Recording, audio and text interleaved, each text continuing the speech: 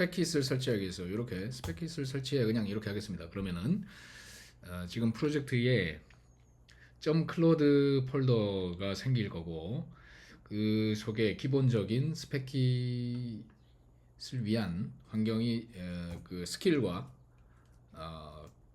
슬래시 커맨드 이런 것들이 이제 설치가 될 겁니다. 지금 우리가 만들고자 하는 것은 대출 관리 시스템에 대한 걸 만들고자 하고 이미 코드가 있는 상태입니다. 이거는 구현이 되어 있는 것인데 그것을 맨땅에서 만드는 것과 기존의 코드를 역공학해서 이 스펙으로 먼저 만든 다음에 그 스펙에서 다시 추가적인 기능을 만드는 이 두 가지 패턴을 적용해 볼 생각입니다. 일단 지금 스펙킷을 설치를 자동으로 하죠. 알아서 관련된 레포를 찾아서 스펙킷을 만들게 되고 여기에 클로드라고 하는 폴더가 생깁니다. .클로드라고 하는 게 .클로드 밑에 여러 가지 에이전트에 대한 설정들 그리고 헌법 그러니까 컨스티튜션 같은 것들을 만들게 되는데 여기에 요 이하에다 만들게 되는데 그것을 지금 설정하고 있는 겁니다. 이렇게. 그래서 이 이하에 스킬이라고 하는 폴더가 생기고 커맨드라고 하는 폴더가 생길 겁니다. 먼저 스킬이라고 하는 폴더에 보면 스펙킷이 가지는 다양한 기능들을 이렇게 스킬로 가지고 있어요.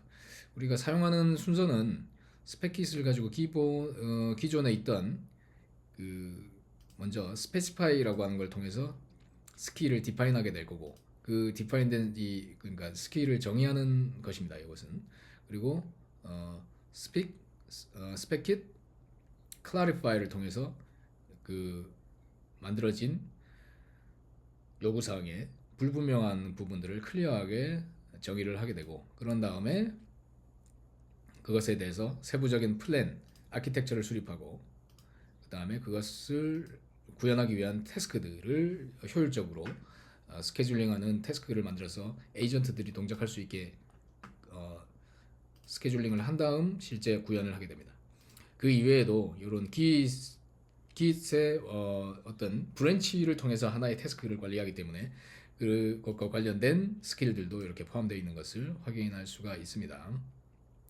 그래서 관련된 것을 오토 커밋을 하기도 하고 그렇게 해서 Git 관리를 자동적으로 해주는 스킬까지 같이 포함이 되어 있습니다. 자, 그 다음에 스펙킷은 이제 설치가 됐는데 여기 커맨드들이 지금 설치가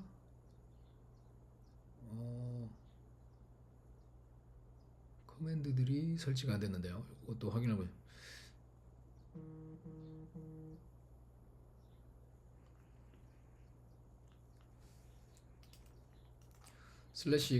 슬래시 커맨드들은 왜 설치가 안 됐을까? 슬래시 커맨드들도 설치가 되어져야 되는데요. 지금 슬래시 커맨드들이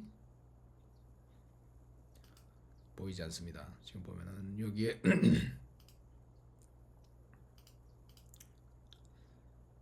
예, 슬래시 커맨드들이 설치가 돼야 되고요.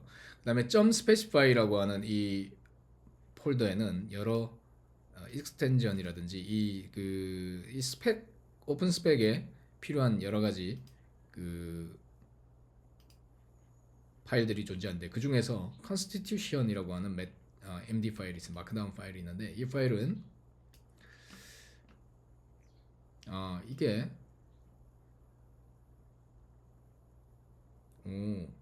옛날 방식이라고 하네요. 이 커맨드 슬래시 커맨드를 받고 싶다 끄고 다시 이닛 할 수 있습니다. 이게 방식이 좀 바뀌었나 봅니다. 그 사이에 스킬즈도 슬래시로 호출이 가능하도록 바뀌었다고 그러네요. 아하, 그렇군요. 그래서 슬래시 커맨드가 불필요해졌다. 오케이, 그럼 유지 그냥 놔두겠습니다. 자, 그러면 지금 슬래시 해서 스펙킷 자, 이 동적으로 그러면 이 컨스티튜션은 이 프로젝트에 꼭 필요한 어떤 원칙들 이런 것들이 들어가는 거죠. 여기 보면은 빈칸이 이렇게 만들어져 있습니다. 빈칸을 채워야 된다 그런 뜻이죠. 이 프린시플을 우리가 뭐 직접 다 정의할 수도 있지만 지금 현재 프로젝트에서 이 컨스티튜션을 우리가 그냥 디파인 하도록 하겠습니다. 자, 그러면 이 스킬들이 보면은 이 슬래시 해가지고 스펙을 쓸 수 있는데 지금 탑재 안 된 것을 확인할 수 있죠. 이걸 일단 먼저 나간 다음에 다시 하겠습니다. 다시 클로드를 로딩을 하면 이 폴더에 지금 .클로드라고 하는 폴더를 인식을 했고 이 스킬들이 곧바로 탑재가 된 것을 확인해 볼 수가 있을 겁니다. 스펙 킷, 플랜, 임플리멘트 이게 다 이제 선택이 될 수 있는 상태가 됐죠.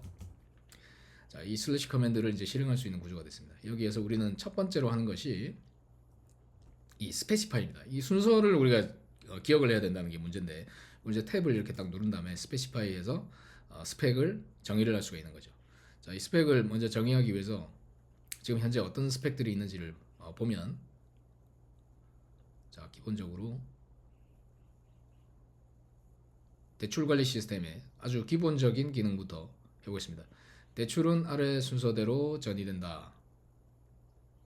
자, 신청, 접수, 실행, 반려, 실행, 연체, 유예 요청 뭐 이런 게 있는데 신청, 접수까지만 먼저 대출 신청, 접수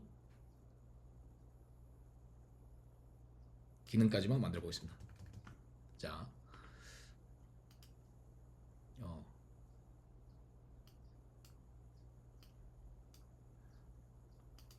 앞서 여기에서 우리가 스펙 킷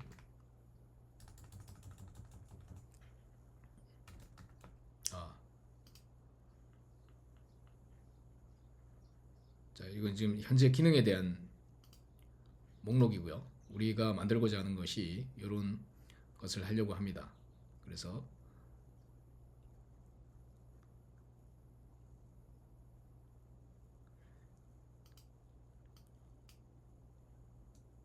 자, 여기까지가 우리가 해야 될 업무인데요. 여기까지만 일단 먼저 구현을 해보겠습니다. 백킷 스페시파이. 자, 탭을 누르고 다음 업무를 구현하고자 해 스펙을 만들어줘 라고 하고 자, 스펙에 해당하는 부분을 먼저 만들어 보겠습니다.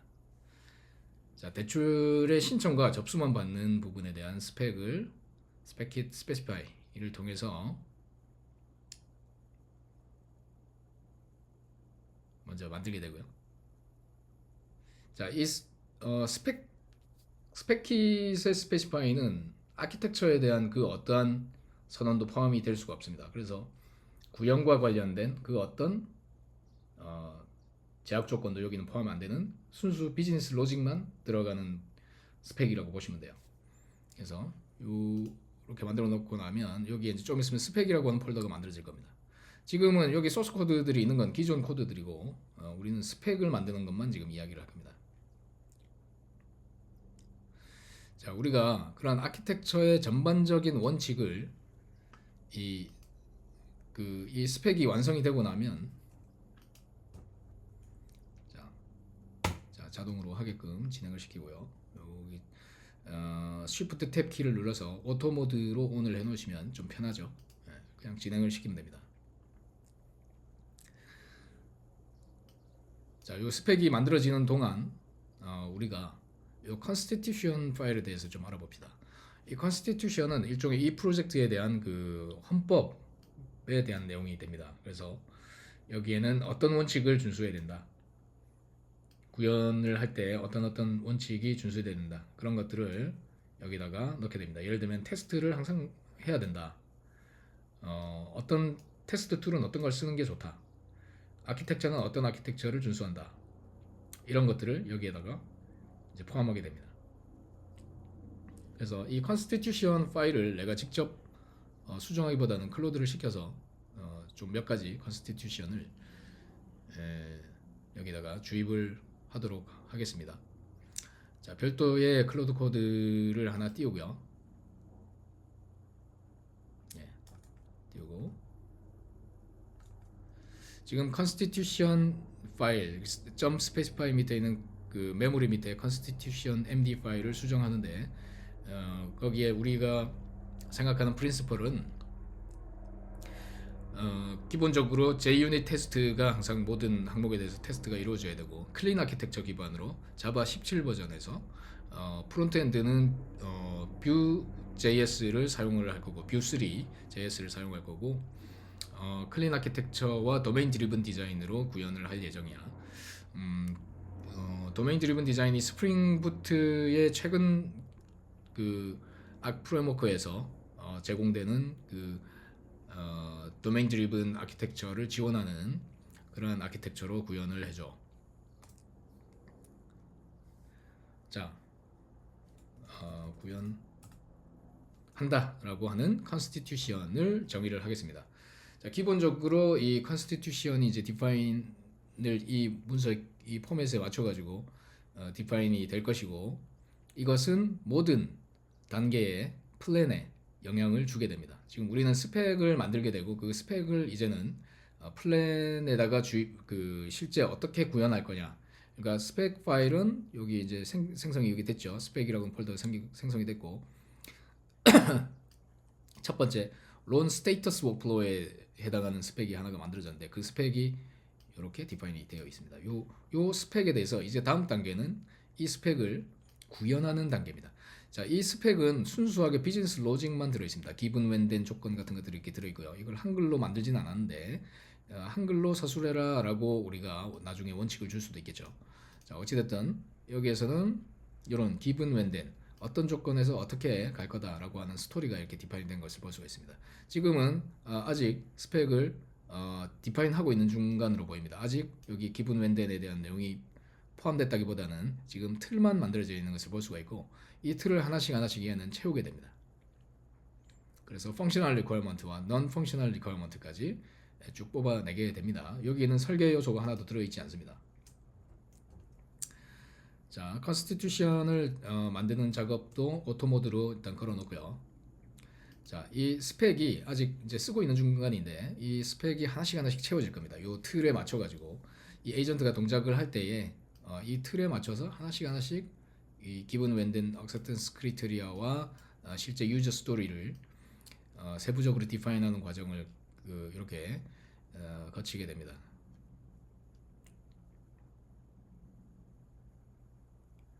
자, 우리는 이 스펙이 명확한지를 이제 좀 있으면 비즈니스 레벨에서, 요거는 이제 비즈니스 유저가 하는 거죠.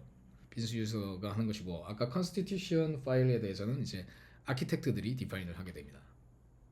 스펙이 다 완성이 됐고요. 이러한 스펙들을 계속적으로 자가 검증을 하면서 이렇게 수정한 모습을 볼 수가 있습니다. 한 3번 정도 자기가 직접 다듬습니다. 이렇게.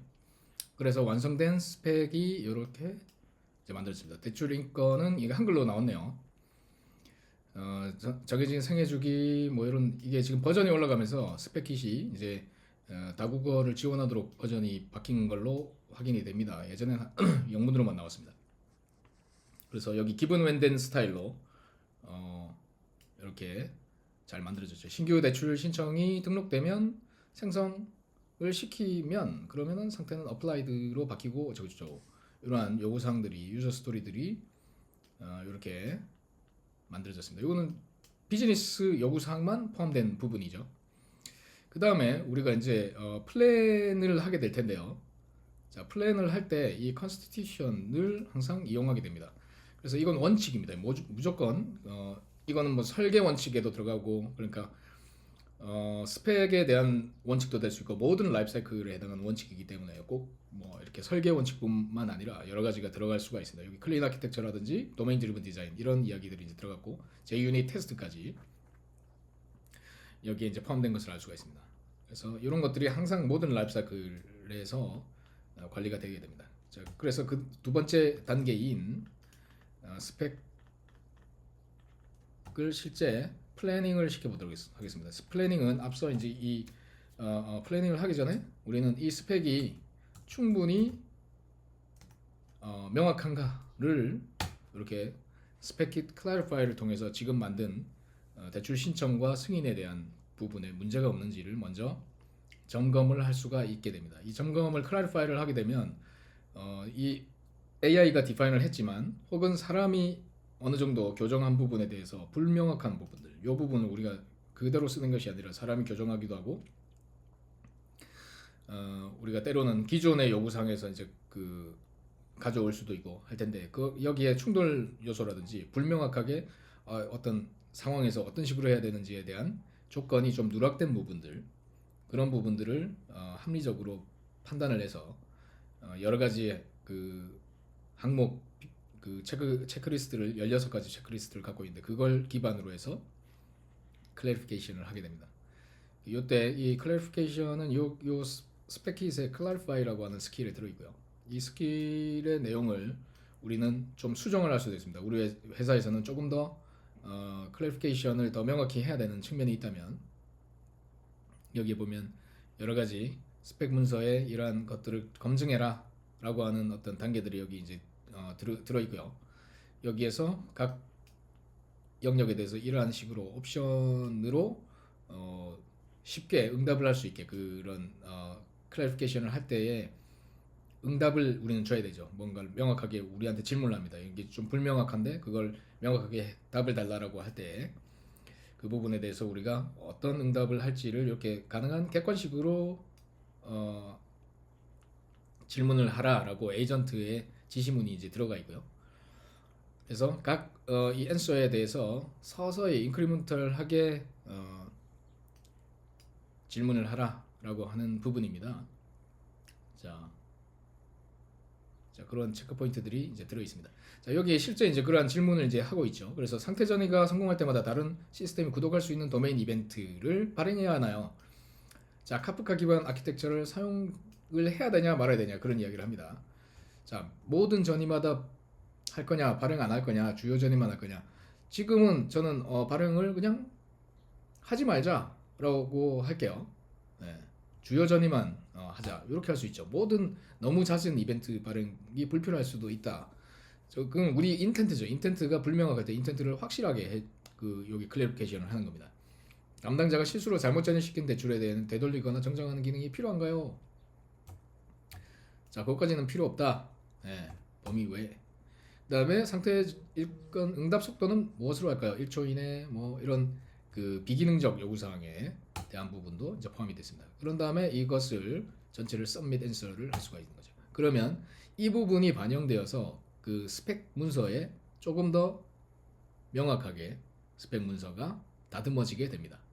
그러니까 우리가 스펙을 생성한 다음에 우리가 그냥 사람이 눈으로 체크를 하고 그냥 갈 수도 있지만 그 눈으로 직접 이걸 다 확인할 시간이 없는 경우에 이 스펙의 문서 스펙에서 생성된 부분을 조금 더 AI에게 맡겨서 이 원칙에 어긋나는 게 있다거나 어떤 기준에 소프트웨어 공학적 기준에 부합되지 않는 논리적 어떤 허점이나 이런 부분 일관성이라든지 어떤 정합성이라든지 그런 부분에 대한 검토를 AI를 통해서 시킬 수가 있고 그에 대한 답변을 내가 줌으로써 이 스펙의 완전성을 높일 수가 있게 되는 겁니다.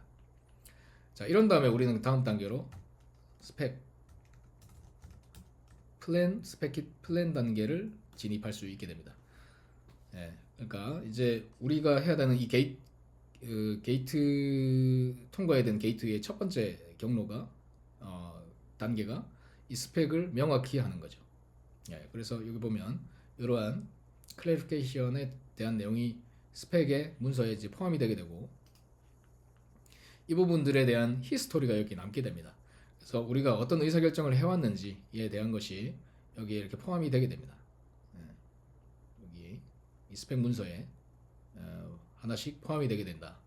그래서 그 히스토리도 관리를 하게 됩니다. 우리는 어떤 의사결정을 해왔는지에 대한 히스토리도 이렇게 관리가 된다. 이렇게 보시면 되겠어요. 자, 질문에 대한 명확화가 이제 이루어졌고 이런 식으로 이제 그 히스토리까지 만들어졌습니다. 자, 그런 다음에 우리는 그 스펙킷의 이제 플랜 단계로 넘어가도록 하겠습니다. 여기 보면 안내가 스펙킷 자, 여기에 플랜이 완벽하게 됐다. 그리고 여기 익스텐션 훅에 이 스펙킷의 이 부분에 대해서 git 커밋을 할 거냐라고 하는 가이드를 주는데요.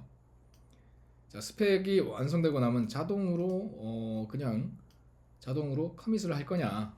네, 중요하죠. 네, 중요합니다. 그래서 이 부분을 훅에 의해서 자동으로 커밋을 할 건지를 지금 물어보는데 자, 한번 하고 넘어갈게요. 커밋을 그러면은 스펙 git commit 하게 되면은 지금 현재의 이 변화사항을 자기가 알아서 git commit을 하겠다는 거죠. 뭔가 변화가 생겼으니까 그때마다 git commit을 하는 겁니다. 근데 제가 봤을 때 얘가 그 모든 스펙 하나하나에 대해서 브랜치를 보통 만드는 것으로 알고 있는데, 스펙 kit의 git 명령들을 보면 git 명령 보면 auto commit을 시키는 게 있고요.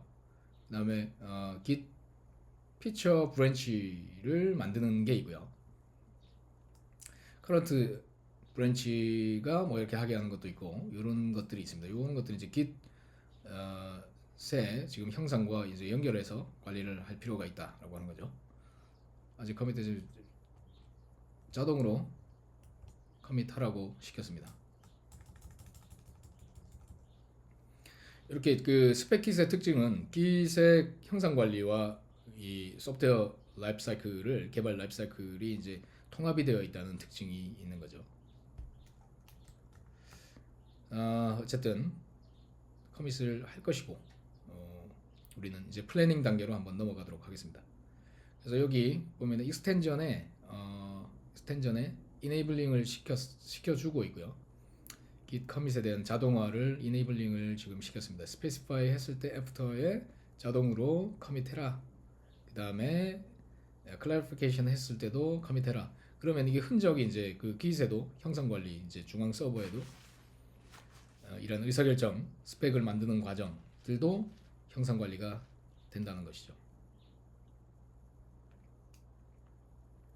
그래서 오토 커밋이 이제 벌어지고, 이건 나중에 뭐 어차피 푸시를 할 때 한꺼번에 그 히스토리와 함께 이제 커밋이 될 거기 때문에 아주 세밀한 정교한 형성 관리를 가능하게 한다 이렇게 보면 되겠습니다.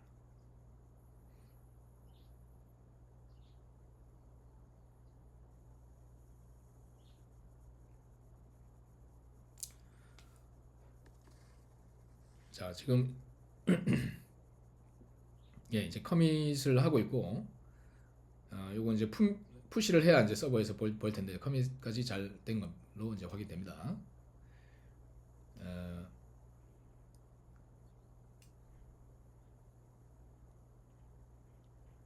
자, 그 다음에 안내를 또 해주죠. 스펙킷 플랜 단계를 안내를 해주고 있습니다.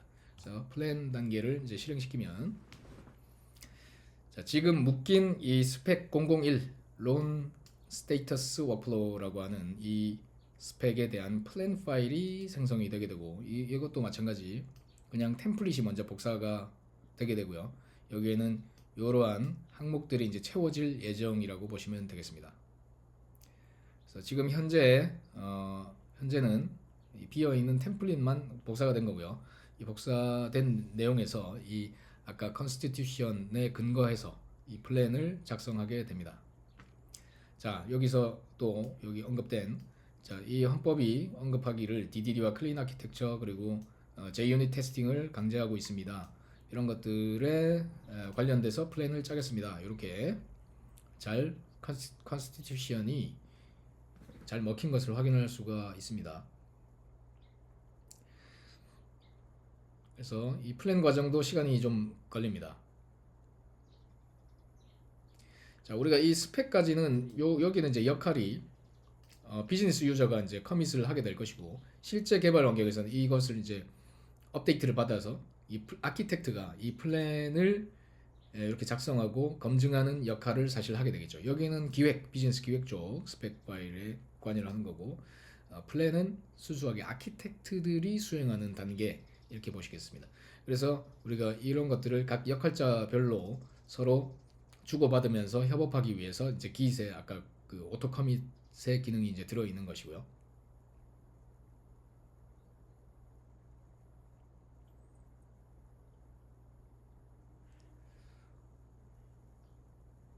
자,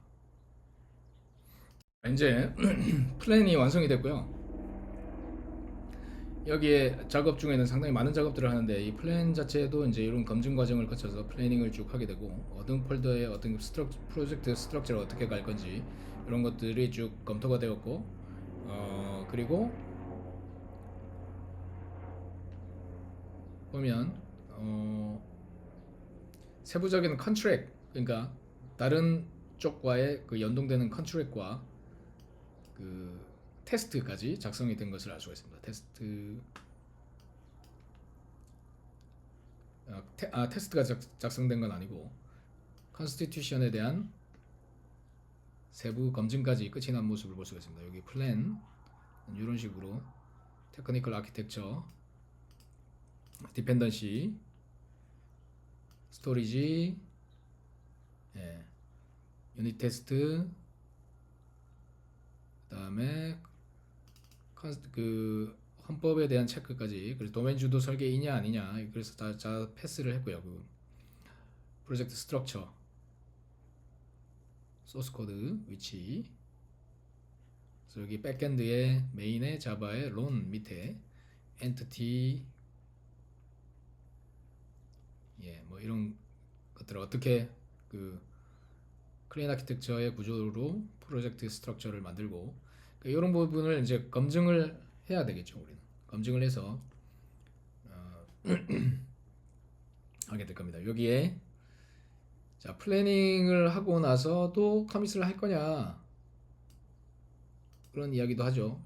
이제 뭐 일단 요걸 건너뛰고 우리는 태스크부터 한번 가보도록 하겠습니다. 이제 스펙킷 태스크로 하면 이 구현에 대한 것을 세부적인 어떻게 구현할 건지를 태스크로 이제 디파인을 하게 됩니다.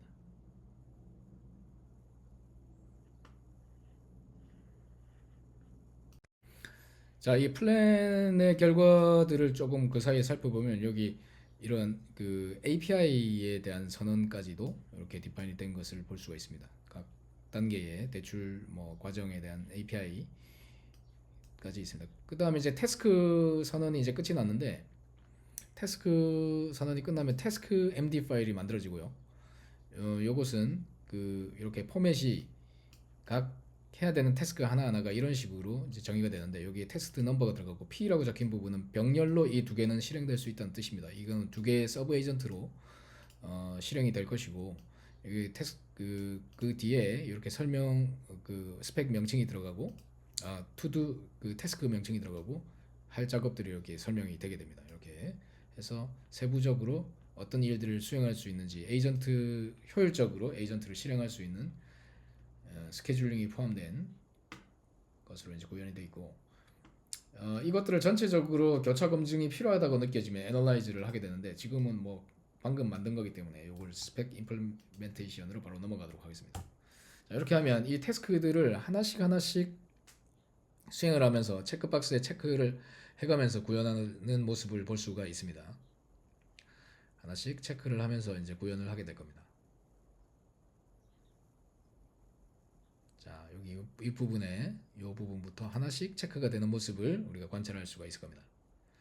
그러니까 앞부분에 해야 되는 기본적인 셋업, 그러니까 인프라스트럭처를 먼저 갖추고, 관련되어 가지고 소스 트리 만들어야 되고, 메인 패키지 생성해야 되고, 테스트 설정 파일 만들어야 되고, 그 다음에 또 만들겠죠. 뭐 프론트엔드 쪽 것도 만들고, 뭐 이런 과정을 쭉 이렇게 테이블도 하나 테이블에 대한 SQL 스키마도 만들고, 데이터 모델이나 이런 것들 기본적으로 만들어야 되기 때문에 그런 과정들을 쭉 한 다음에 실제 구현에 넘어가게 됩니다. 이렇게. 그래서 이게 다 됐는지 체크를 해가면서 이렇게 약간 멍청한 모델이라 하더라도, 지금 이 사실 저희가 쓰고 있는 모델은 클로드 오퍼스 4.7 뭐 이런 걸 쓰고 있기 때문에, 사실 이런 투두가 없어도 자기가 알아서 투두를 잘 작성하고 단계를 잘 수행하겠지만, 우리가 그 내부의 온프렘 모델이라든지 이런 것들을 쓰실 때는 이러한 단계를 잘 나누어서 가게 되면 에이전트별로 이 일을 시키기 때문에 에이전트의 그 컨텍스트 사이즈에 한정된 컨텍스트 사이즈로 이 각 태스크를 좀 더 밀도 있게 처리를 해서 좀 결과가 안정되게 나오는 효과를 거둘 수도 있게 되는 겁니다.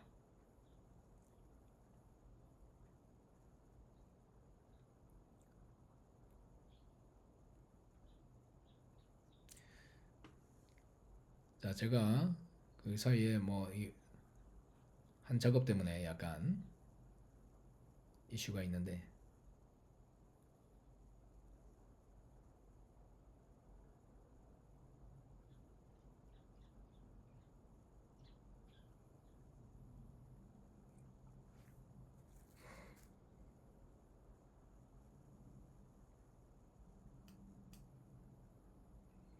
제가 기존 코드들을 다 좀 이동을 시켰고요.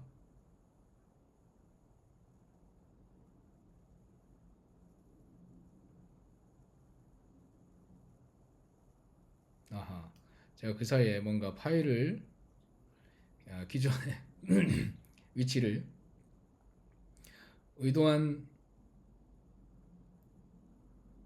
제가 새로 만들기를 좀 의도했는데 여기 플랜은 기존 코드를 수정하는 것으로 의도가 들어간 것 같습니다.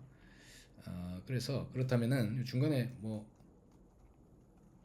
원 위치로 이동시켜 이렇게 중간에 넣어도 얘가 지금 하던 중에 그 선회를 할 수 있기 때문에 그냥 중간에 이렇게 넣거나 스탑 시키고, 그러니까 ASC를 눌러서 스탑 시켜서 원 위치로 이동하라고 해도 됩니다. 제가 그냥 깔끔한 베이스에서 그냥 하려고 했는데 원 위치로 그냥 이동시키라고 하겠습니다. 저희가 다 그 원래 위치를 알고 있기 때문에 그 작업이 문제없이 작업은 될 겁니다.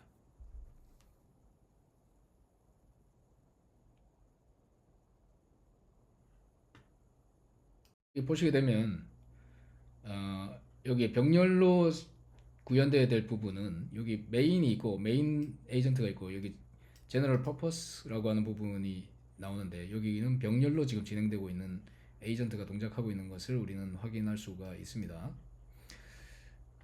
여기 보면 여기로 해서 볼 수가 있어요. 엔터 치면 이 그 병렬로 제너럴 퍼포스에 해당하는 요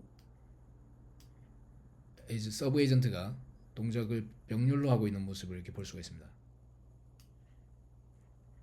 그렇죠? 이렇게 병렬로 하고 있고 요 체크 표시가 하나씩 이제 체크가 될 텐데 이 병렬로 할 수 있는 부분들은 병렬로 서브 에이전트가 만들어져서 동작을 이렇게 하게 됩니다. 지금 아직 체크가 안 되고 있는데요. 이렇게 해서 들어가서 여기 메인 에이전트의 그 동작 상태를 지금 볼 수가 있고 여기 이제 화살표로 내려서 서브 에이전트가 동작하고 있는 부분 이렇게 모니터링을 별도로 이렇게 할 수가 있습니다.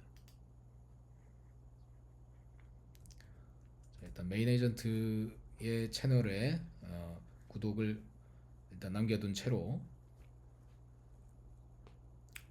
그럼 여기 이제 각 태스크들을 지금 하나씩 이제 처리를 한 후에 이게 됐으면 여기다가 X 표시를 하나씩 하게 됩니다.